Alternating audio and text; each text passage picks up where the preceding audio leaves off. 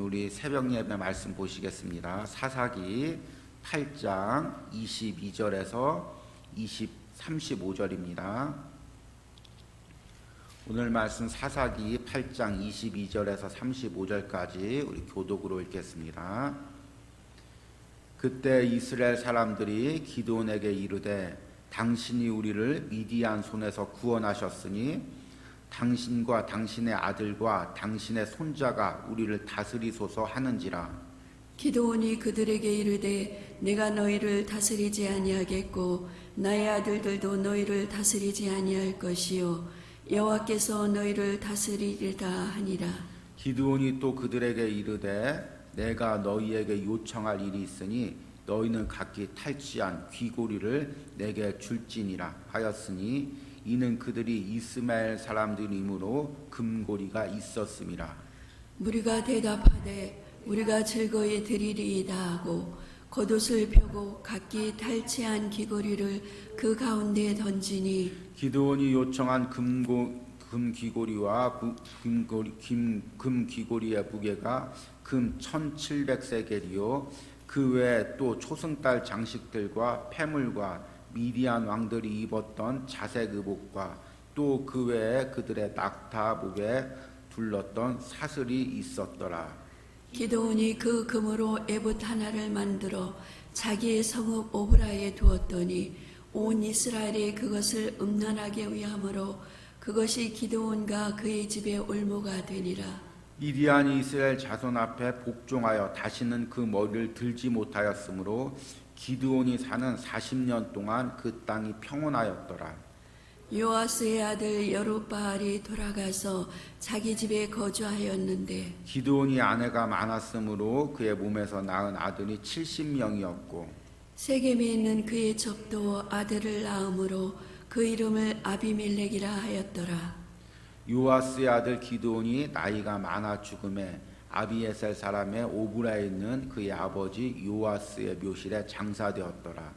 기드온이 이미 죽음에 이스라엘 자손이 돌아서서 바알들을 따라가 음행하였으므로 또 바알 브릿을 자기들의 신으로 삼고 이스라엘 자손이 주위의 모든 원수들의 손에서 자기들을 건져내신 여호와 자기들의 하나님을 기억하지 아니하며 또 여룻바알이라 하는 기드온이 이스라엘에 베푼 모든 은혜를 따라 그의 집을 후대하지도 아니하였더라. 아멘. 우리 한 주간 동안 이제 기드온에 대한 말씀을 함께 묵상했습니다. 그리고 이제 오늘은 기드온에 대한 마지막 말씀입니다. 참 오늘 말씀을 묵상하면서 안타까운 마음이 있었습니다. 참 하나님의 사람이 주의 일을 열심히 한 사람이 그 노년에 더 하나님께 가까이 가고 또 이스라엘 잘 다스렸으면 좋았겠는데 오늘 우리가 읽은 내용에 보니까 안타깝게도 기도는 그렇게 하질 못했습니다. 이유가 여러 가지 있었죠. 지난주 어제 말씀드린 것처럼 기드온 내면 안에는 이제 연약함이 있었습니다. 또 나름대로 하나님에 대한 원망, 불평, 열등감, 낮은 자존감 그런 것들이 있었습니다. 그런 것들을 하나님께서 계속 훈련시켰지만 아직도 그 내면에서는 그 연약함을 해결하지 못했었고 이제 전쟁에서 승리하고 평안해지니까 모든 긴장이 풀리니까 그 내면에 있었던 그 연약함이 기드온을 잠식하게 됩니다. 그래서 기드온의 인생을 한마디로 정의하자면 미디안과의 전쟁에서는 승리했지만 자신의 죄와의 싸움에서는 패배했다. 그렇게 말할 수 있습니다. 세상에서는 이게 별 문제가 되지 않을 수도 있습니다. 세상에서는 외적으로 승리하고 보는 사람들 보기에 성공하고 그러면 그것으로 사람들에게 인정을 받을 수가 있습니다. 그러나 하나님 보시기에 자신의 내면의 죄와 싸워서 패배한 사람은 커다란 실패를 경험한 것이 되는 것입니다. 그런데 사실 이 기드온이 이렇게 타락한 이유에는 더 근본적인 이유가 있습니다. 그것이 이제 오늘 말씀에 나오는데 우리가 말씀을 보면서 왜 기드온이 이렇게 타락할 수밖에 없었는지 왜 이렇게 실패할 수밖에 없었는지를 말씀 가운데서 한번 찾아보려고 합니다. 오늘 이제 첫 번째 부분은 이제 기드온이 22절에서 23절인데요. 왕이 되기를 거절하는 과정을 이야기하고 있습니다.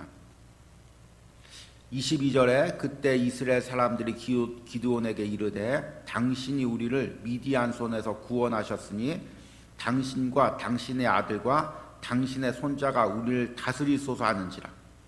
23절에 보니까 기드온이 그들에게 이르되 내가 너희를 다스리지 아니하겠고 나의 아들도 너희를 다스리지 아니할 것이요 여호와께서 너희를 다스리시려 하니라. 이 대답이 굉장히 신앙적으로 보입니다.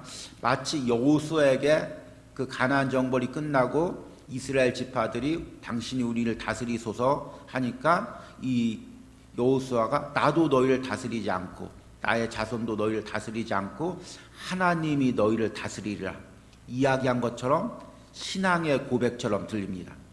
그런데 사실 이 기드온 내면에는 은근히 왕이 되고 싶은 마음이 있었습니다.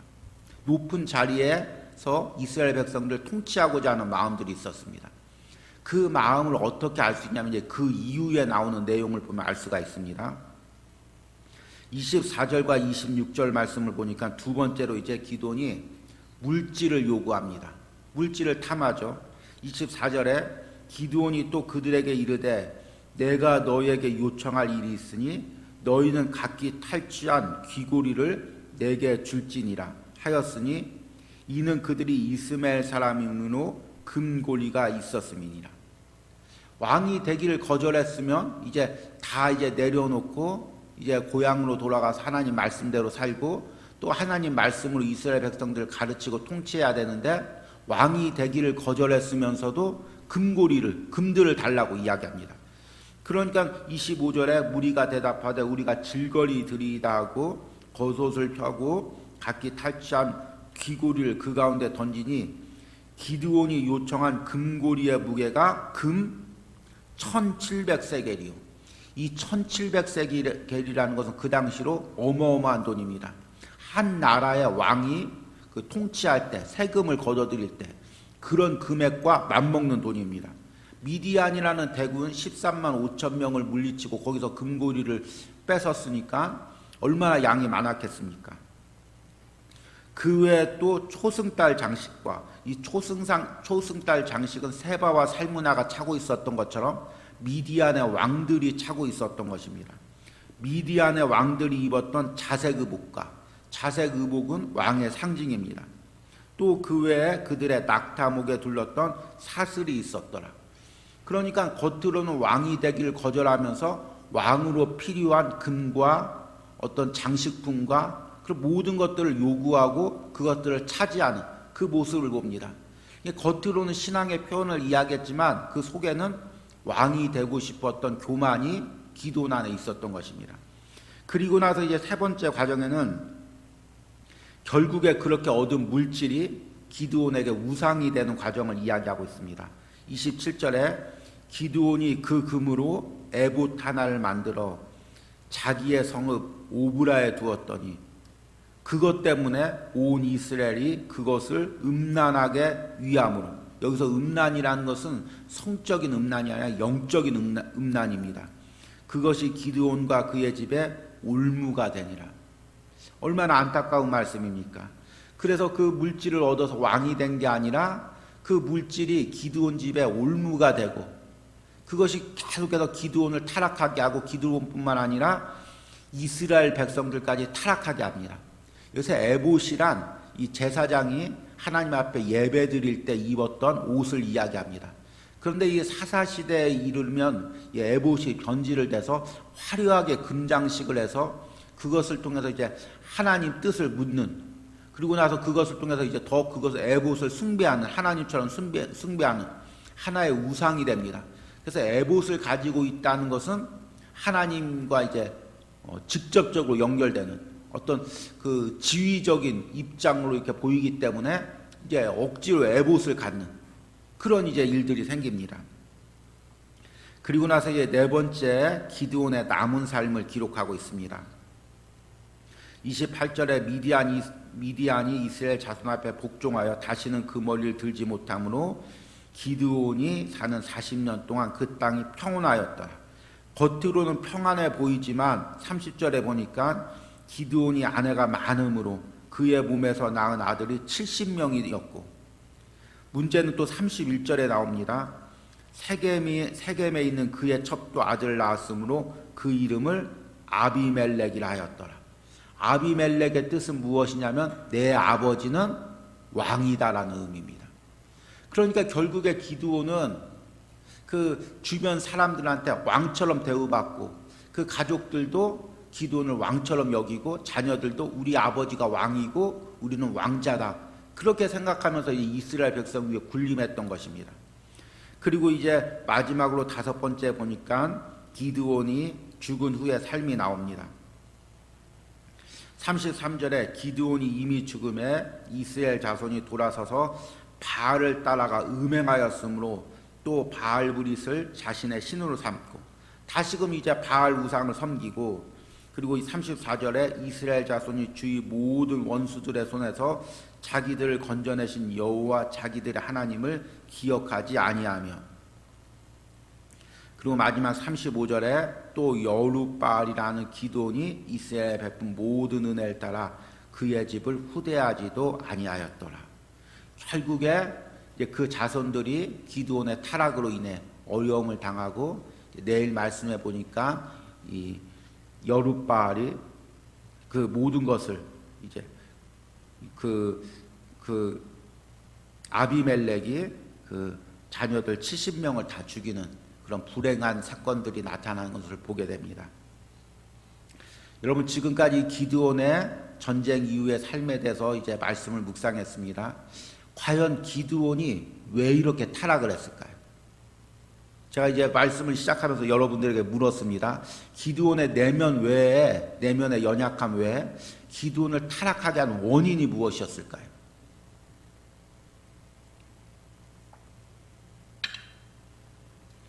이것이 사실 이제 우리가 묵상하는 이 사사기의 전체적인 답이기도 합니다.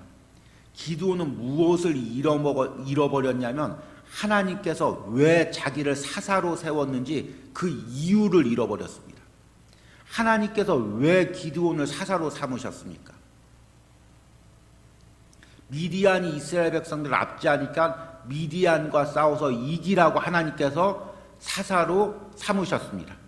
이렇게 대답하면 틀린 대답이 됩니다. 왜 그럴까요? 하나님이 기드온을 사사로 삼은 것은 미디안을 물리치라고 사사로 삼은 게 아닙니다. 아니, 목사님 성경에 분명히 그렇게 나와 있지 않습니까? 미디안조차도 하나님께서 보내신 것입니다. 하나님께서 왜 미디안을 이스라엘 백성들에게 압제했습니까? 하나님을 섬기지 않고 하나님 뜻대로 살지 않고 우상을 섬기니까 하나님께서 미디안을 보내서 압제한 것입니다. 그러니까 기드온한테 미디안을 물리치라는 것은 그냥 겉에 보이는 미디안만 물리치는 것이 아니라 미디안을 물리치고 이스라엘 백성을 다시금 하나님 뜻대로 하나님만 바라보면서 하나님 섬기고 살도록 하는 사명을 기드온에게 주신 것입니다. 그런데 기드온은 지금 목적이 뭐냐면 미디안을 이겨야 됩니다. 어떻게든 300명 가지고 힘겹게 미디안을 이겨야 됩니다. 그 일에 집중합니다. 미디안에 싸우는 일에 집중합니다. 그러니까 습곡과 분이엘 사람들이 뭐라고 하니까, 야, 지금 내가 얼마나 힘들게 싸우고 있는데, 혼자 열심히 싸우고 있는데 너희들 도와주지도 않고 나를 조롱해? 어디 두고 보자. 싸우는 것이 목적이 되니까 거기에 방해되는 사람들을 죽이고, 그리고 자기가 싸워서 승리하니까 내가 승리한 것이 되고, 그리고 나서는 승리했으니까 이스라엘 백성들도 기드온 당신이 승리했으니까 당신이 왕이 되어달라고 이야기하고, 기드온도 내심 내가 이렇게 힘들게 싸워서 승리했으니까 이 정도 대접은 받아도 되지 않느냐, 그렇게 타락하게 되는 것입니다. 그러니까 기드온은 무엇을 잃어버렸냐면 신앙의 본질을 잃어버린 것입니다. 사명을 잃어버린 것입니다. 여기서 우리가 무엇을 깨닫냐면 신앙인이, 그리스도인이 사명을 잃어버리면, 본질을 잃어버리면 기드온처럼 됩니다. 여러분, 하나님께서 왜 나를 지금 일하는 일터에 보내셨습니까? 하나님께서 내게 왜 이 가정을 주셨습니까? 하나님께서 내게 왜 이 교회 일을 맡기셨습니까? 이 일을 열심히 해서 사람들 앞에 높아지라고, 돈 많이 벌어서 평안하게 살라고, 자녀들 잘 교육해서 좋은 대학 가게 하라고, 그렇게 하려고 하나님이 내게 직장 주시고 가정 주신 게 아닌 것입니다. 그렇게 생각하면 우리도 기드온처럼 되는 것입니다. 내가 열심히 일해서 내가 미디안과 싸우는 것처럼 또 우리 가정 평안하게 하고 직장에서 일 열심히 하고 교회에서도 일 열심히 해야지. 자꾸 그냥 열심히 하려고만 하지 내가 왜 이 일을 해야 되는지 본질을 잊어버리는 것입니다. 이스라엘 백성들도 마찬가지입니다. 하나님께서 가나안 땅에 살게 했습니다. 그런데 가나안 땅에 왜 살게 했습니까? 가나안 백성들하고 싸워서 승리하라고? 그게 아닙니다. 가나안 땅에서 하나님 잘 믿는 하나님 나라 세우라고. 그런데 가나안 백성들하고 싸우다 보니까 그게 목적이 되는 것입니다. 어떻게든 가나안 백성들 이겨야지, 그들 가운데 승리해야지. 그러니까 하나님 섬기는 게 문제가 아니라 어떻게든 우리 왕으로 만들어서, 기드온을 왕으로 만들어서 기드온이 우리를 지켜주고 기드온 의지해서, 사람 의지해서 우리가 다시는 미디안과 같은 사람들을 통해서 어려움 안 당해야지. 계속해서 그 목적이 바뀌는 것입니다. 그러니까 백성들도 타락하고 기드온도 타락하고 그로 인해서 자녀들까지 어려움을 당하는 것입니다. 여러분, 이게 지금 우리가 이 사사기를 묵상하면서 이게 옛날 이야기가 아닙니다. 이게 지금 하나님께서 이 말씀을 우리에게 심각하게 주고 있는 것입니다. 우리가 지금 하나님이 주신 본질을 잊어버리면, 사명을 잃어버리면 이스라엘 백성들처럼 가나안 땅에서 섞여 살 수밖에 없고 기드온처럼 타락할 수밖에 없는 것입니다. 그런데 많은 그리스도인들이 점점 이 땅에 살면서 하나님이 이 땅에서 나를 보내신 사명이 무엇인지를 잊어버립니다. 그리고 오늘 이 말씀을 묵상하면서 여러분, 하나님이 내게 주신 사명이 무엇입니까? 하나님께서 나를 진일교회로 보내주신 이유가 무엇입니까? 하나님께서 내게 이 가정을 주신 이유가 무엇이고 내게 직장을 주신 이유가 무엇입니까? 그것을 잃어버리면 나도 기드온처럼 열심히 일해야지, 직장에서 잘 일해서 인정받아야지, 계속 그렇게 살면서 결국에는 기드온처럼 타락하고 기드온처럼 물질을 추구하고 기드온처럼 지위를 추구하다가 결국에 어려움을 당하게 되는 것입니다. 여러분, 사명을 잊지 마시기 바랍니다. 본질을 잊지 마시기 바랍니다. 그것만 찾으면, 그것만 잡고 있으면 어떤 어려움이 와도 신앙이 변질되지 않습니다. 저도 마찬가지입니다. 하나님이 날 목회자로 삼으셨지, 죽어가는 영혼 구원하고 또 우리 사랑하는 성도들 정말 예수님 인격 닮도록 말씀으로 깨닫게 하시고 또 훈련시키고 또 연약한 성도들 기도로 돌보도록 목회자로 삼으셨지. 이 사명을 기억하고 있으면 때로는 어려움이 오고 고난이 와도 흔들리지가 않습니다. 그런데 이 사명을 잃어버리면 열심히 목회해야지, 열심히 주의 일해야지, 이겨 맡겨진 거 열심히 해야지 하다 보면 본질을 잃어버리면 쉽게 지치고 타락하고 관계 가운데 어려움을 당합니다. 여러분, 지금 다시 한번 이 주일 새벽의 말씀을 통해서 우리가 기드온처럼 사명을 잃어버리지 말고 하나님이 내게 주신 사명을 깨닫고 붙잡는 여러분들이 되시길 바랍니다. 그러면 여러분, 어떤 어려움이 와도 어떤 세상의 풍파가 와도 여러분의 신앙을 지킬 수가 있고 처음 신앙이 변질되지 않을 수 있습니다. 우리 기드온의 말씀을 묵상하면서 마지막 기드온의 인생이 안타깝지만 우리가 이것을 보면서 깨닫는 은혜가 있길 바랍니다. 그리고 여러분들은 기드온처럼 끝까지 변질되지 않고 신앙을 지키는 사랑하는 우리 성도들이 되기를 간절히 소망합니다. 기도하겠습니다. 하나님, 한 주간 동안 기드온에 대한 말씀을 묵상했습니다.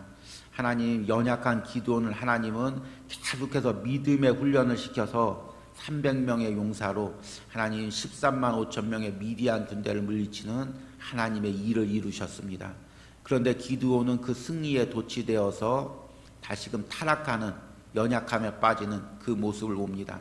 하나님이 자기를 사사로 세운 그 사명의 본질을 잃어버리는 기드온의 모습을 봅니다. 하나님, 그 기드온의 연약함이 우리 가운데 있지 않게 하여 주시옵소서. 하나님, 내가 하나님이 주신 사명을, 신앙의 본질을 잃어버리지 않게 하여 주시옵소서.